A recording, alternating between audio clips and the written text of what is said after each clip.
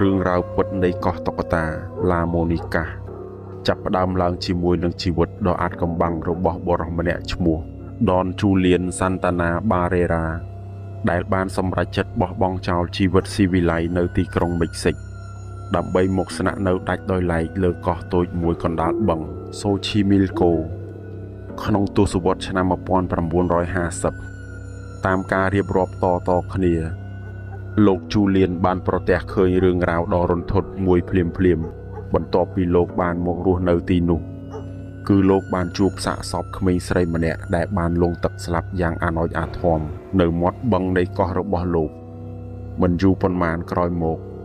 លោកក៏បានឃើញតុក្កតាមួយអណ្ដែតតាមទឹកមកក្បែរទីតាំងដែលក្មេងស្រីនោះស្លាប់ដែលលោកជឿជាក់យ៉ាងមុតមាំថា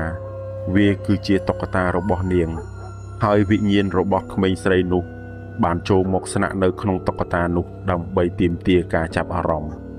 ដើម្បីលួងលោមវិញ្ញាណដែលមិនស្ងប់ចិត្តនិងការពារខ្លួនពីការលងបន្លាចដែលលោកអះអាងថា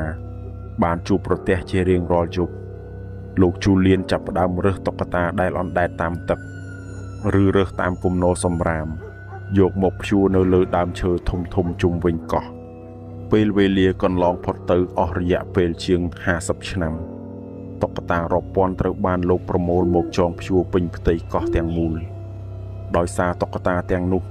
ជាតុក្កតាចាស់ដែលត្រូវបានគេបោះបង់ចោលពួកវាមានសភាពរិចរិលដាច់ដៃដាច់ជើងបាត់គ្រាប់ភ្នែកនិងខ្លះទៀតមានសត្វល្អិតរស់នៅខាងក្នុងដែលបង្កើតបានជាទិដ្ឋភាពដ៏ព្រឺព្រួចបំផុតសម្រាប់អ្នកដែលបានមើលឃើញលោកជូលៀនជឿថាតុក្កតាទាំងនេះមិនមែនគ្រាន់តែជាវត្ថុគ្មានវិញ្ញាណឡើយប៉ុន្តែពួកវាគឺជាអ្នកយាមកាមកោះនិងជាមិត្តភក្តិរបស់ក្មេងស្រីដែលបានស្លាប់ទៅនោះអាចកំបាំងដែលធ្វើឲ្យកោះនេះល្បីល្បាញពេញពិភពលោកមិនមែនមានត្រឹមតែវត្តមានតុក្កតានោះទេប៉ុន្តែគឺជារឿងរ៉ាវនៃការស្លាប់របស់លោកជូលៀនផ្ទាល់តែម្ដងនៅក្នុងឆ្នាំ2001បន្ទាប់ពីលោកបានរស់នៅជាមួយតុក្កតាទាំងនោះអស់ពាក់កណ្ដាលសតវត្សរ៍លោកត្រូវបានគេរកឃើញថាស្លាប់ដោយសារការគាំងបេះដូងអ្វីដែលគួរឲ្យរន្ធត់បំផុតនោះគឺសាកសពរបស់លោកត្រូវបានគេរកឃើញនៅកន្លែងតែមួយដែលលោកធ្លាប់បានអះអាងថាបានឃើញសាកសពក្មេងស្រីកាលពី50ឆ្នាំមុនការស្លាប់របស់លោកបានបន្សល់ទុកនៅចម្ងល់និងការភ័យខ្លាចដល់មនុស្សគ្រប់គ្នាជាពិសេសអ្នកដែលជឿទៅលើរឿងវិញ្ញាណបណ្ដាសាសពថ្ងៃនេះកោះតុក្កតាបានក្លាយជាកន្លែងទេសចរដ៏អាថ៌កំបាំងបំផុតមួយដែលភ្ញៀវទេសចរត្រូវជិះទូកតាមព្រែកជីកដើម្បីទៅដល់អ្នកដែលបានទៅដល់ទីនោះតែងតែរៀបរាប់ពីបទពិសោធន៍ចម្លែកដូចជាមានអារម្មណ៍ថាភ្នែកតុក្កតាដែលរិចរិលទាំងនោះ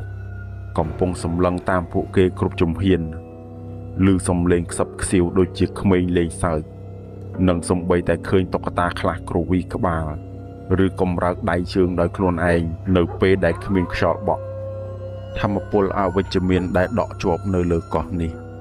ហាក់ដូចជាមិនព្រមរលាយបាត់ទៅតាមពេលវេលានោះទេបើទោះបីជាម្ចាស់កោះបានស្លាប់ទៅហើយក្តីប៉ុន្តែតុក្កតារាប់ពាន់ដែលព្យួររយីងរយោងនៅលើដើមឈើទាំងនោះនៅតែបន្តឈរយាមកោះនិងចាំស្វាគមន៍អ្នកដែលហ៊ានចូលមកជិតដោយក្រសែភ្នែកដ៏ត្រជាក់ស្រេបនិងអាចកំបាំងបំផុត